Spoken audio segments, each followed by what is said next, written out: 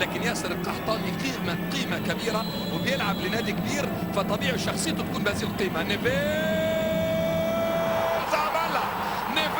عملها وكلمته قالها، وسجل الزعيم السعودي هدف التعادل.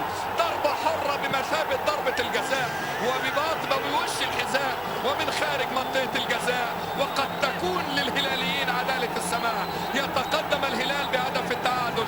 نيفيز يتقدم بهدف التعادل. ليلة الزعامة، موعد مع الزعامة، لقاء مع الزعامة. نعم، هدف التعادل بأقدام واحد من نجوم زعيم الكرة السعودية نيفيز. الله عليك، تسلم رجليك يا حبيبي. ضربة حرة عايزة سعد الشيب وعايزة محمد صقر ومعاهم مدربهم سهيل، ولا واحد من الثلاثة يقدر عليها. قوتها، سرعتها، دقتها، هي دي مكانته.